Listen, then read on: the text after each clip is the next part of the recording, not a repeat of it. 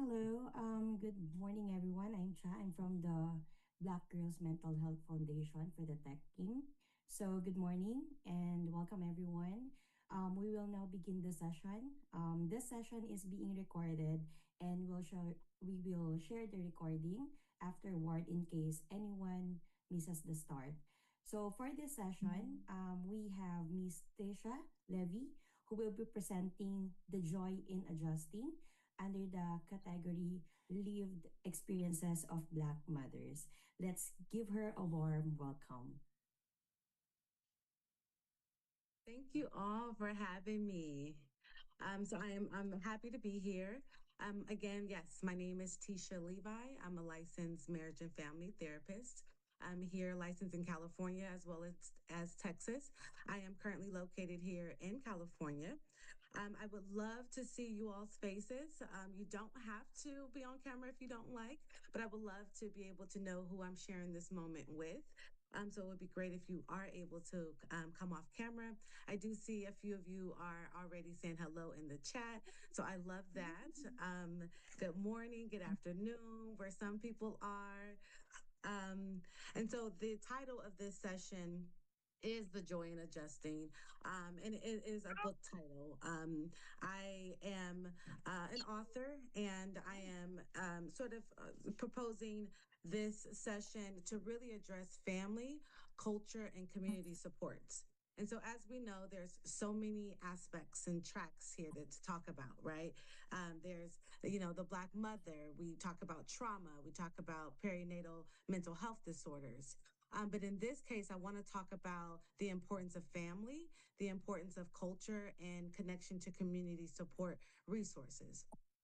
With that being said, I wanted to also let you know that as a licensed marriage and family therapist, I do work with a lot of mothers for Black maternal health.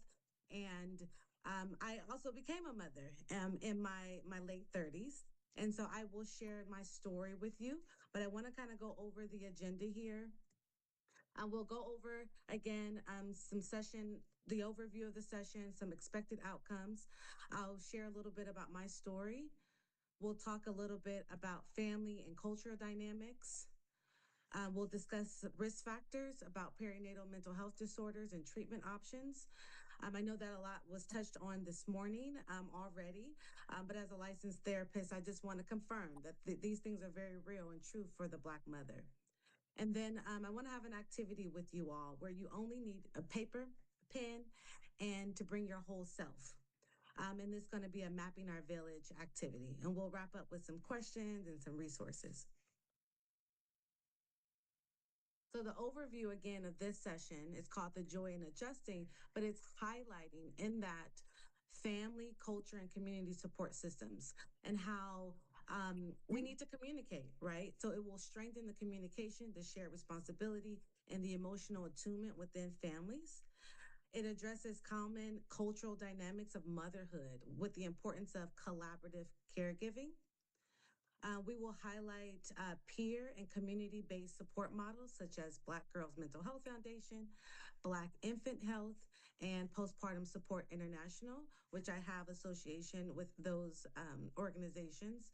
And then additionally, the session will focus on building the community uh, building the social, emotional, and cultural buffers that protect families. So I know we talked about that earlier today as well, sort of the dynamics of the strong Black mother. So we'll touch a little bit on that, but most importantly, I want to work with you all on mapping your village. And if you are a mother, this is going to be helpful. If you are a provider, this will also be helpful with your clients, whether you're a doula or a therapist. When we're talking about family, culture, and community with our members or mothers, when we're talking about our family and our culture and community, we need to know who those players are and how to find support. So some of the expected outcomes, again, is to increase resilience, build stronger networks, and long-term support strategies for our families.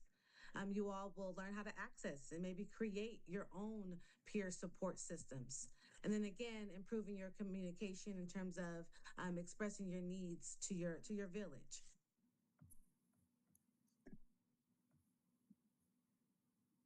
So let's get into my story, which is The Joy in Adjusting. It is a book that I am writing. It's almost at completion. So this is an excerpt from that book. You all have Mhm. a special sort of Understandable. insight into it. And if you can, please make sure that you mute yourself. Um, I'll go ahead and jump into the reading here. Again, this chapter is about building my village. So, some highlights here. Again, I'm a licensed therapist. I became pregnant in my late 30s. Very limited support, and sort of my one example of a way that I build a village for myself. Again, incorporating community, culture, and family. So when I became a mother, I found myself thousands of miles away from my own family. Most mornings, it was just me and my baby girl on our little patio, her sleeping peacefully in my arms while my mind raced with every new mom worry you can imagine. I talked to my mom every day. I text my sisters. I leaned on friends who were already mothers. But even with all that love, no one was physically there. And that kind of loneliness hits different when you're holding a newborn and you're trying to hold yourself together at the same time. Even with my clinical background, even with all the books and the research, I could feel it. I needed more. I needed community. I needed a village. One day, a friend mentioned she was working with Black Infant Health in San Diego. I remembered hearing about the program years ago, but I had never imagined I would need it myself. She told me about the support she received, the connections she made, the way she felt held. I thought, well, maybe this is what I've been missing. But immediately I thought, wait, I probably make too much. I won't qualify. But Black Infant Health serves Black women, period. No income limits, no hoops, no judgment, just support. So I applied. And the very next day, someone called me. From that first conversation, I felt something I hadn't felt in a very long time. I felt seen, I felt understood. Through them, I found resources. I found classes. I was connected to a doula, an in home nurse. But the most powerful part of the experience was a 10-week mothers group that I was a part of. Every Saturday, I logged into Zoom and sat in community with other Black mothers, women who looked like me, women who understood the fears. I didn't have to explain the joys, I didn't have to translate any of that. As we got closer to our due dates, each week we wondered who might be missing because they had gone into labor. And then one Saturday, it was me. I had delivered my baby on a Thursday, and I was still in the hospital, sore, exhausted, overwhelmed, but I still logged in. When my camera came on and they saw the hospital room behind me, their faces lit up. We had grown together, I should say. We had prayed for each other, we had held each other. And in that moment, I realized this was my village. This was my community. This was the cultural, emotional, spiritual support I didn't even know how to ask for. Black mothers holding Black mothers, a circle of care. I remember that even when I felt alone, every experience taught me something I carry with me every day. Family is who loves you, culture is what grounds you, but community is what sustains you. And every Black mother deserves all three. Thank you for listening to my story. So that again is a real story. That was really my experience. Again, being in the field, working with other mothers, I knew Black Infant Health as a resource. I knew, a lot of organizations as more so resources that I would share with my mothers. But I didn't know, wow, I would feel lonely. I would feel like I would need to lean on those resources, right? I just didn't imagine it for myself. But when I thought about, okay, yeah, I have my mom and I have my sisters, I have friends that are mothers that are sharing things with me, but I'm still lonely. I still don't have the connection that I need. And I was miles away. I lived in San Diego. Most of my family was here in the Bay Area. And sort of the conclusion of that is I ultimately moved back home to where my support village was, still connected with some of the mothers from Black Infant Health in San Diego. But I ultimately moved back closer to my family where I could have that ongoing support. So I just wanted to share that because, again, I wasn't knowledgeable about Black infant health. I didn't know that it was a plethora of other resources that I could connect myself to. But hearing it from a friend who was a mother who was going through that experience and getting that support, it felt real for me. And so that's what pushed me to apply. And I benefited from a lot of resources. So, some in my therapy work and my clinical work, some of the dynamics that I often see and hear is trauma, a lot of intergenerational trauma. And some of those sort of dynamics is biologically.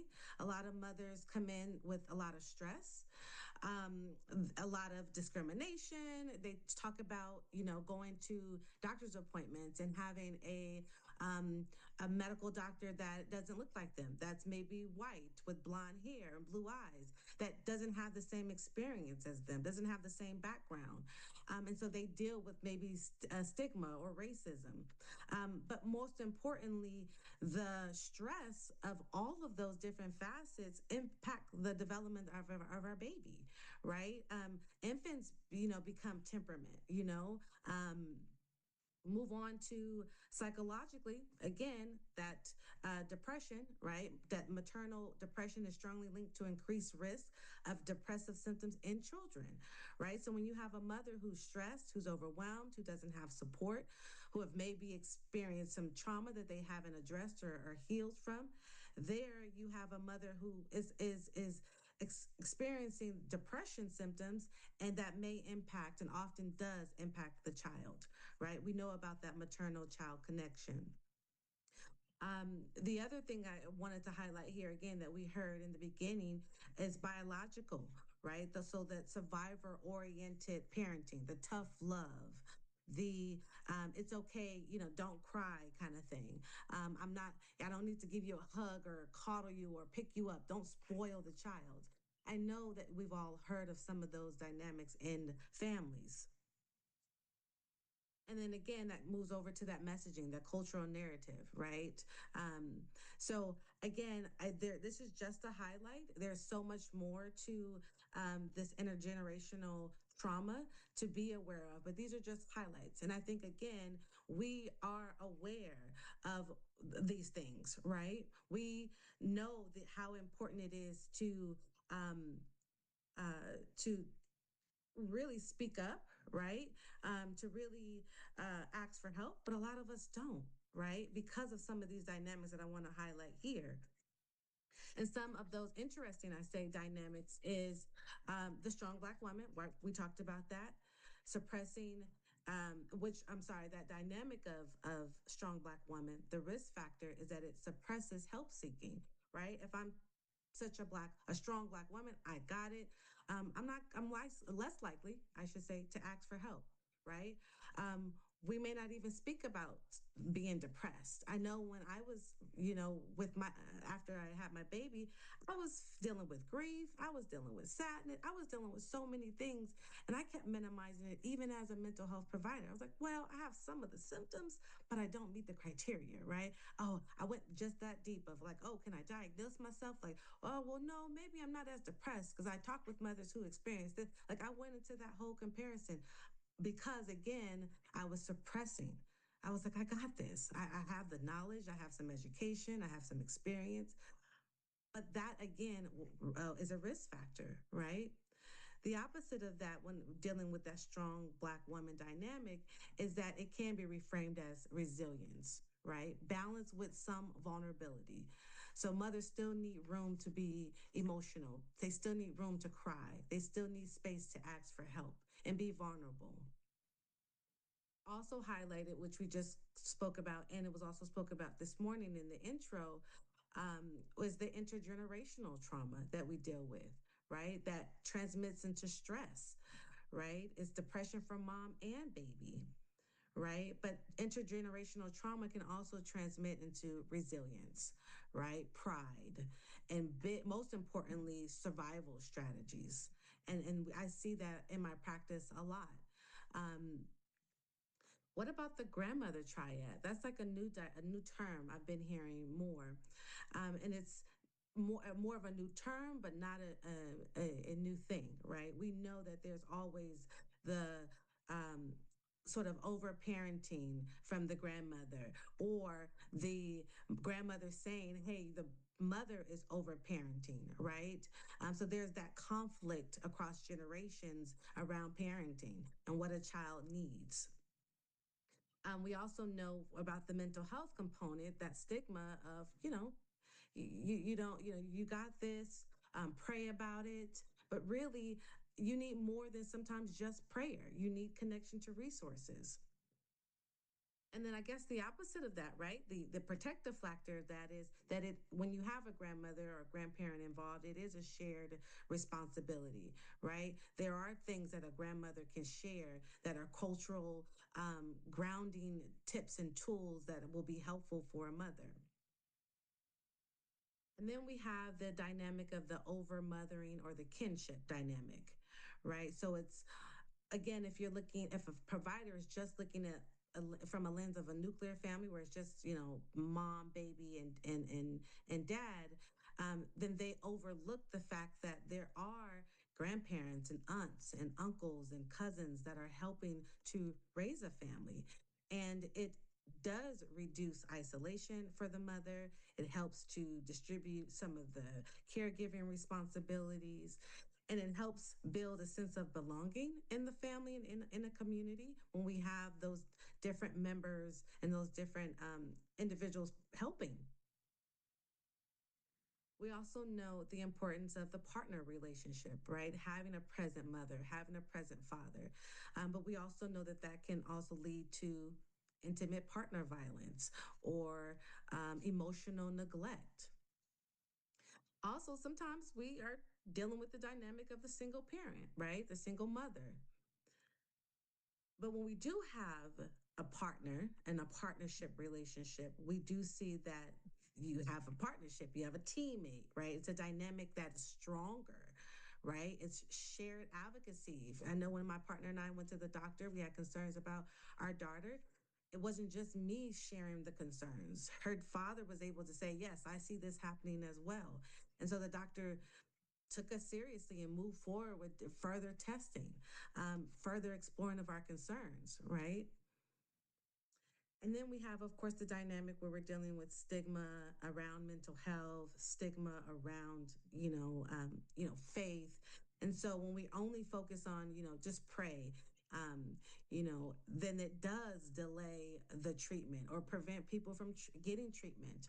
And when there's stigma around, and nothing's wrong with you, you can handle this, you're not crazy, or, that kind of conversation, then it does prevent a mother from seeking help because she thinks, again, going back to the strong Black women, I'll suppress what I'm feeling because I'm going to just pray about it only, right? And I'm not saying anything is wrong with praying, not at all.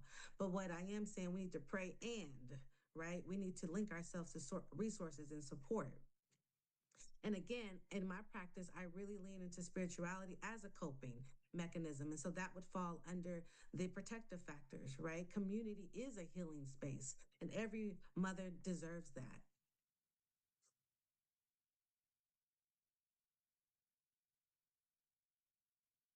So some of the risk factors that we've already spoken about too, again, in this morning, but I want to go a little bit more deeper in them, or at least highlight, I should say, some of the risk factors for perinatal mental health disorders that I see. And I'm highlighting the ones that are associated with family, culture, and community because, again, the number one is lack of support. When it's all just one individual with a child, they have no support, they have no family, they have no community. It's hard. It leads to depression, it leads to anxiety. And so again, there's a few others: financial stress, maternal or relationship stress, right? When there is a lack of emotional support emotional neglect or intimate partner violence going on, that's a risk factor for a mother to be depressed and anxious. We also have, feeding complications can also lead to that, right? This pressure of I'm strong. I should be able to take care of my child. I should be able to breastfeed my child. And sometimes not all mothers can, but that could lead again to depression or anxiety or postpartum rage. The high stress parenting, I highlighted parents of color, right? So there's already stigma around services that we receive. There's mistrust in the systems. So the high stress parenting for parents of color, for parents of multiple children, a single parent, right? That's the one who doesn't have the community or the village. I mean, that's what we're highlighting today. That's a risk factor. That's a high stress parent who again could lead to feeling depressed, feeling anxious.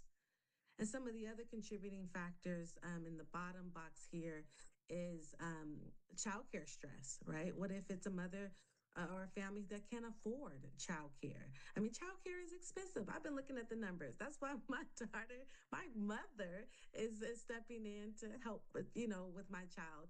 Her aunt is stepping in to help because childcare services is expensive.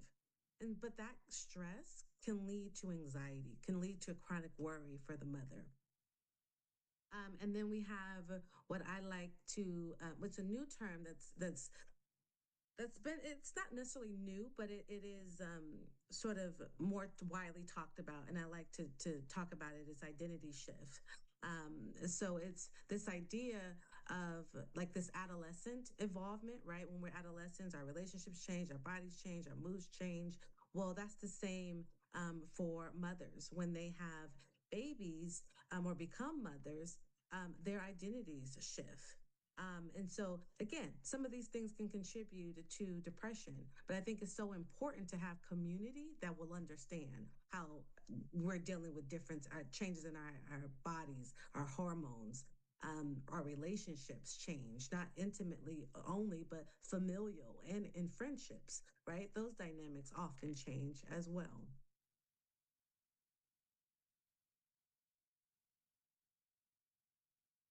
And so, just to highlight a few, again, I know these were some things that were mentioned, but what I have been more so working with a lot of times when mothers come in is the number one is depression. And we hear that a lot. Perinatal mental health disorders. So depression, again, persistent sadness, tearfulness, of loss of interest, difficulty bonding with the baby. And again, sometimes it's because they're overwhelmed and don't have the support or the community that's backing them.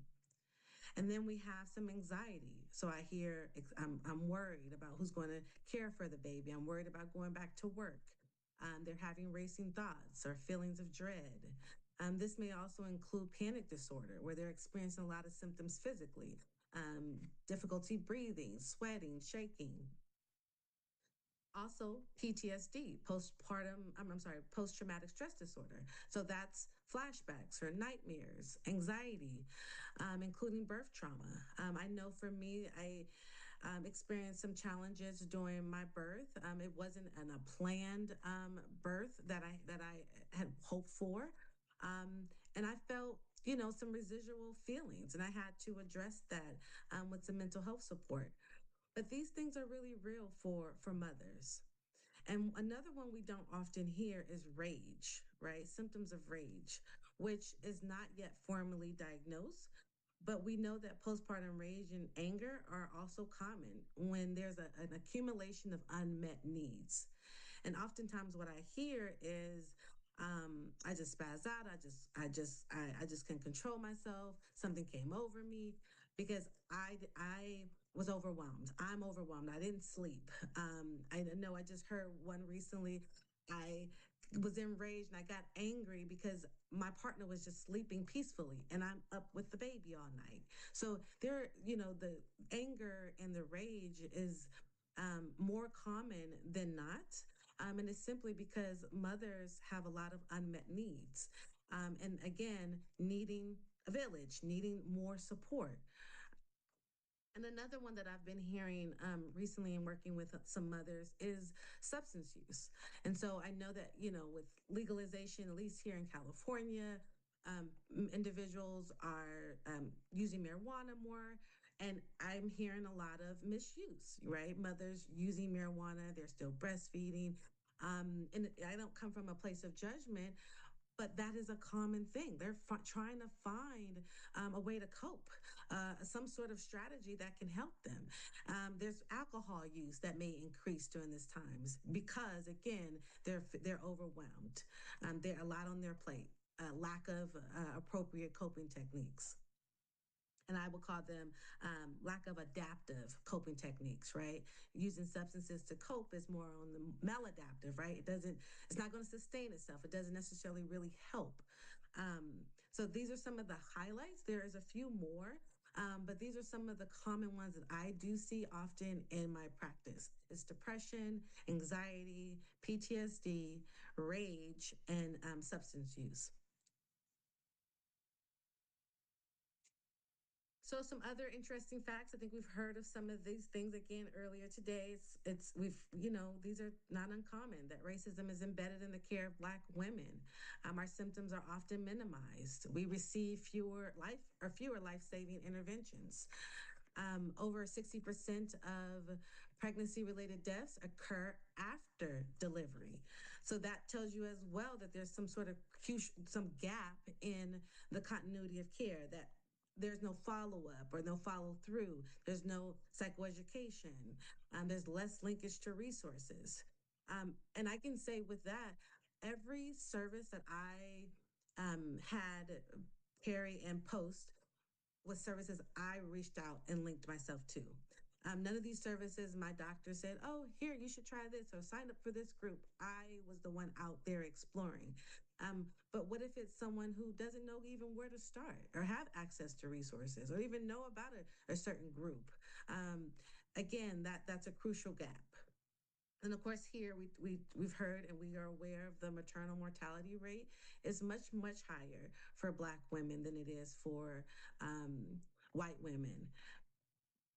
And then again, that sort of term, the weathering effect, is that accumulation of exposure to social, political, sort of uh, marginalization, right? To difficulties, to barriers, like all of that, causes stress for a woman, high blood pressure. We hear about the not only psychological, but the physical aspects and impact of stress and lack of resources and lack of community.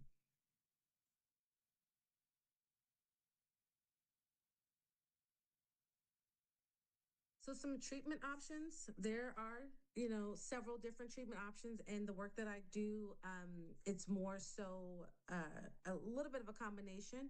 I'm not a prescribing doctor, so I'm not a psychiatrist, but I do make referrals to psychiatrists as needed for medication management.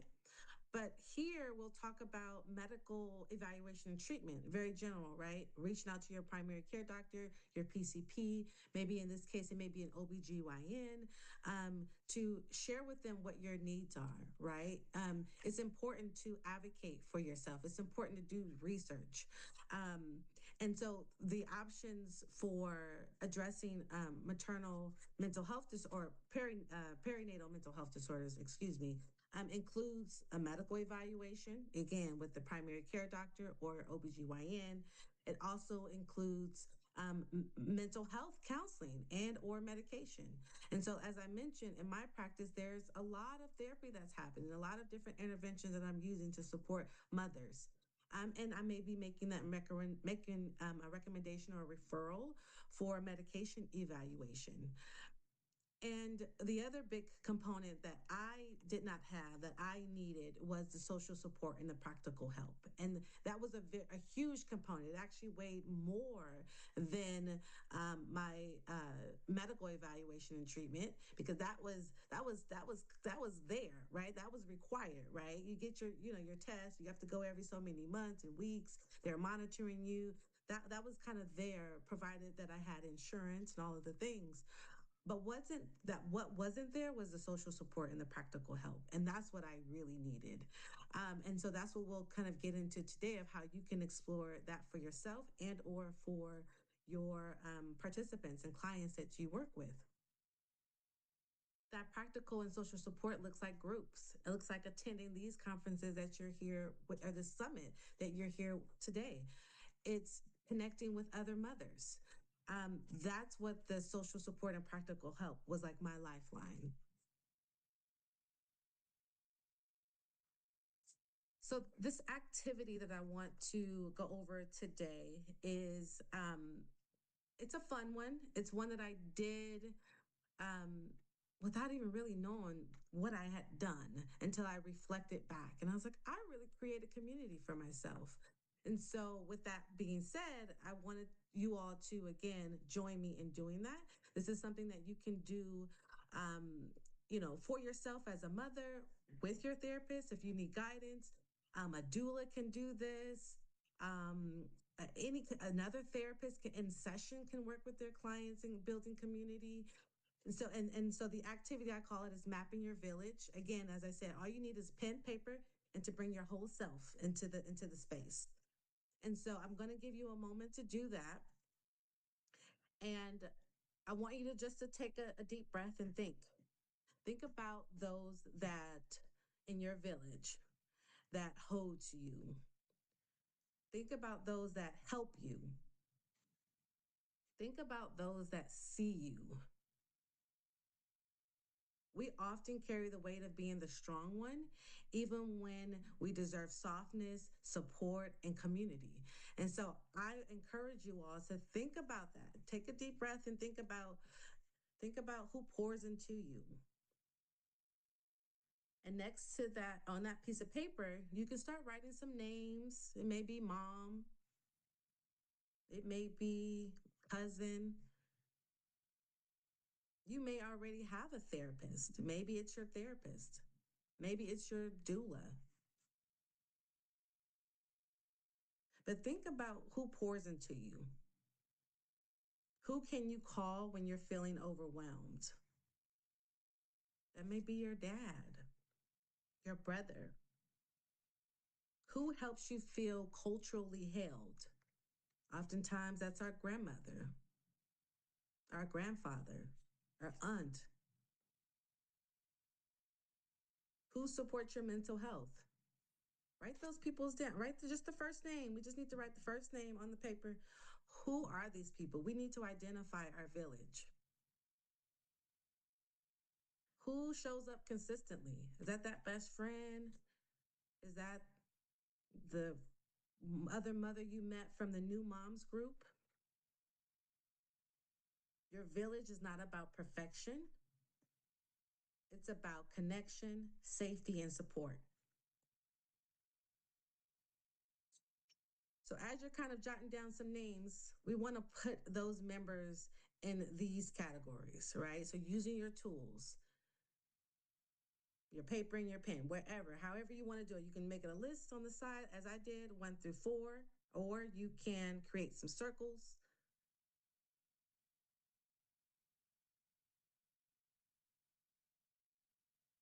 Those categories, we want to list community, your support circle, your inner circle, and your resource circle. And under those 4 circles, we want to just start jotting some names. For the community circle, those are programs or groups, cultural spaces. So that may be church, that may be Black girls' mental health, that may be a community group you started. I've even heard of moms starting new moms groups, just reaching out to other moms on Facebook. Write down those names, write down those groups. What about support? That support circle.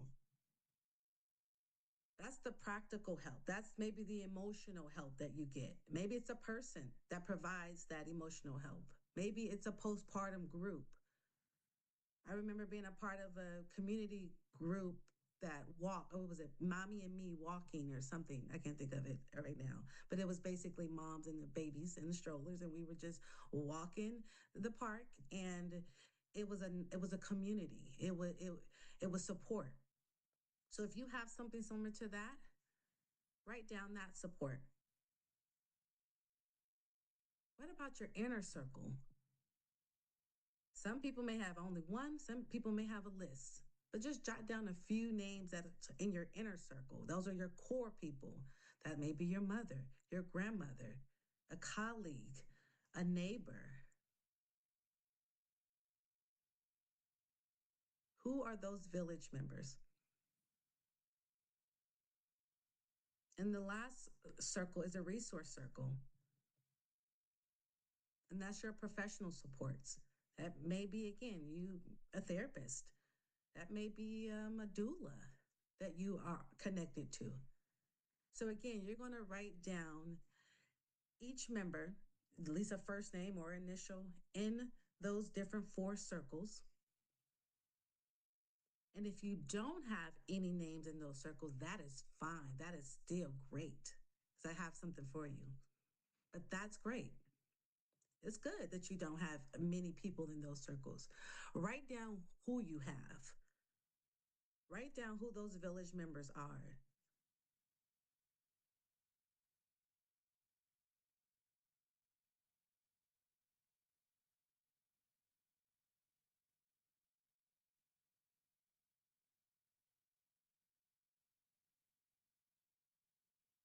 As you take a few minutes to finish up, again, this is something you're taking with you. So I want you to start jotting those, identifying those village members, those people that of your community that hold you culturally, that hold you as a mom, that supports you medically, in whatever way, mental health wise, in whatever way. Okay. And you can finish this on your own as well. And this is also a template that providers can use with their clients in sessions. This is what a doula can use with a client when they're working, because again, doulas are not there in your life forever. I wish they were, but they're not, right? They're there to support you through your labor, through your delivery. They're there for post care. And then they have to kind of move on, just like therapists, just like your OBGYN and your medical doctor. But if you have those supports in place, put them down. If you need them, still leave that circle there. And I want to just do a little reflection. And I encourage you all to share. You can get off of your, off this, off of mute. You can share. But I really want to hear what surprised you when you mapped your village. Did you realize, wow, I don't have many, let's say, inner core people? I need to, wow, maybe reach out to a friend, or maybe I'm not a part of any groups, and I think I need that. I think I need to be in a room with other mothers that are like that are going through and experiencing what I'm experiencing. Where do you feel most supported? Maybe there's an area where your core people or your resource circle was full. Where do you feel gaps within your village? What kind of support you wish you had? Let's think about that. Like, wow, I wish I had this or that or core or inner. What did you what came to mind here? What cultural or ancestral strengths do you rely on as you think about your village? And so again, I'm gonna be quiet because I often just keep on talking. So I'm gonna be quiet for a moment, and I'm gonna ask a few of you, one or two brave souls, to maybe give us some little feedback. What was this experience like? Um, First, I want to say thank you.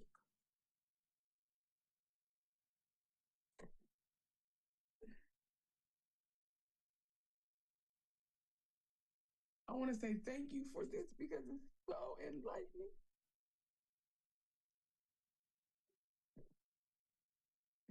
And I don't even, I'm trying not to cry. I'm 41.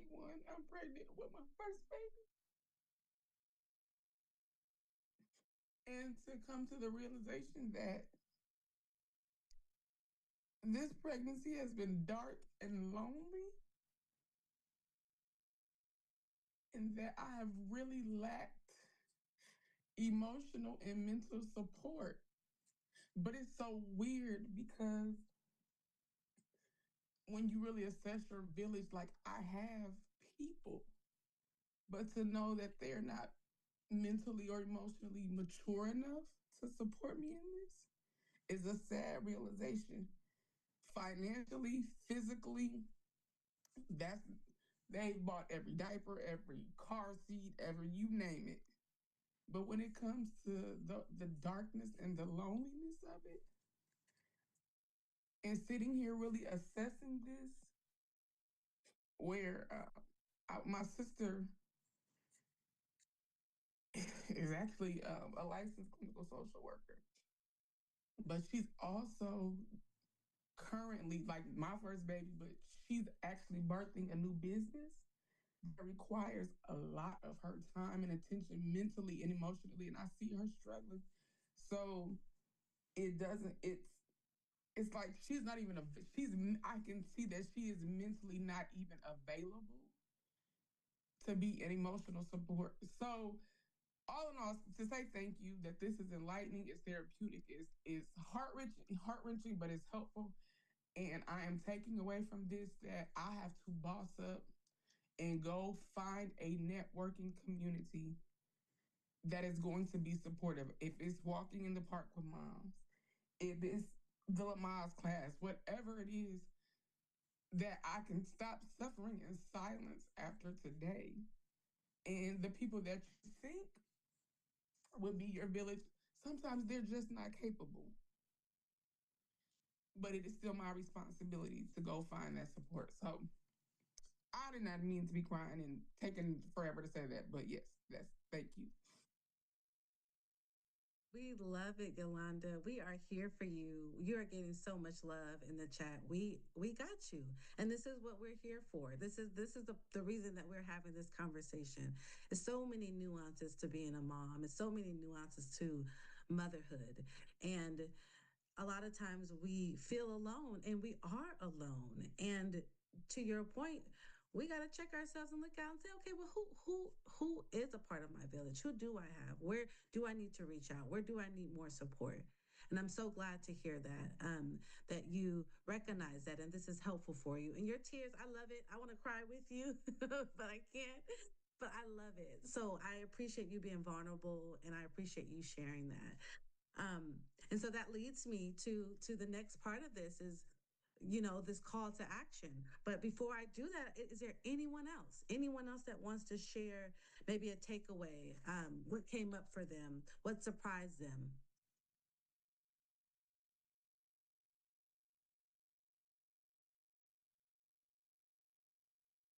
I think for me, and as you shared the activity, one of the thoughts that I had was because I'm also a praying woman, was, for any of the praying mothers out there, is like, where does the Most High like fit into any of those spaces? Is he your support system, or is he, your community or whatnot? And kind of assessing like what you need from him during that time as well. Because sometimes, at least from my experience with my first two pregnancies, there it was on and off support, I would say. And but the things that he did give, I didn't realize that those were also tools and ways that he was loving me.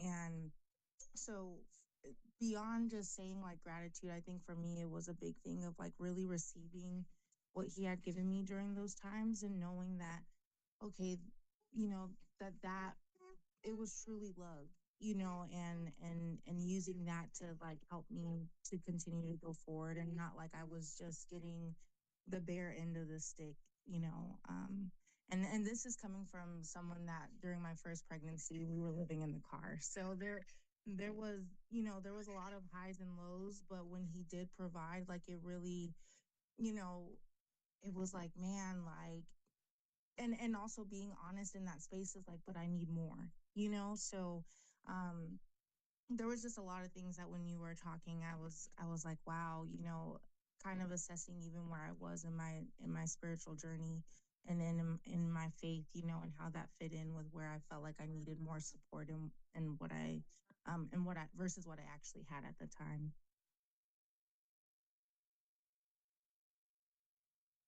Thank you, Danielle. Thank you so much for sharing that. And I think in my practice, kind of answer your question, I think our faith and our spirituality is always present. It's always real. It's always working and aligning in our favor. And I have that faith. And so when I speak with my clients, or my mothers, I'm encouraging them to continue to pray, to continue to lean into their faith. And I lean into it as a strength and a coping skill. Um, uh, and like I said, I always encourage them to accompany that with an action, right? So with going to see their doctor, with going to a therapist, with connecting with a mom, and so yeah, there's a lot of groups that I've seen where there's moms in prayer. There's so many different. You can create some groups and community for yourself because there's a lot of like-minded individuals that also, as we can see in the chat, that drew around a circle around their God and God being included in their network, in their community. I love it. So thank you for sharing. Anyone else want to share just some reflection? Anything that surprised them? Any specific area they feel like, hey, I need some support in this area? Hi, um, my name is Melva, and I just wanted to share the fact that I was surprised that I became a mother, like at my big old age too, at 42. Um, I didn't think that I could even have a baby, that I was trying for like over 10 years to become pregnant. And I guess I would say that God blessed me, because He knew what I wanted. He knew my heart. So, and I guess He knew what I was about to go through too, because after I had my baby became 3 months old. Mind you, right now she's 16 months. My baby was 3 months old. I lost my mom. Uh, that's something that I'm still struggling with too. Um, So I was really feeling Miss Yolanda when she was speaking too, that becoming a mom like this late in life, like I'm still trying to learn from other mothers because I don't have my mother anymore, and I want to see how other people are learning and how other people are growing because I want to be a great mom to her. But it feels like a lot of the things that I'm doing is not working. Um, I've even been trying to like breastfeed her since she was born. Like that's how we bonded, and I feel like I didn't go back to work because I didn't want to lose that bond. Um, and I don't know any other way to hold on to that and to grow with her. So I'm using that as a tool to help us, grow together. And I'm also trying to get therapy, but I had to advocate for myself in order to do that because I felt like my doctors weren't taking me like seriously. That how I was feeling wasn't valid or it wasn't accepted. So I really like pushed so that I could just at least see a therapist. They wouldn't allow me to see a psychiatrist for whatever reason. I don't know if it's because of I have Medi-Cal. I'm on like government assistance, but like I said, I've been advocating for myself. I also joined like a postpartum moms group for moms that look like us, Black mothers, and it's called Mamas Harambe. and they've been helping me a lot as far as support weekly. Just going through the process of becoming a new mother has been a lot for me, and they really helped me grow into motherhood. I've also joined another group called Chan and Ubuntu Roots, and they help me also weekly. They have classes, so I've been trying to be a good parent through those classes as well, learning parenting skills to help me teach her to do things a different way than what I learned.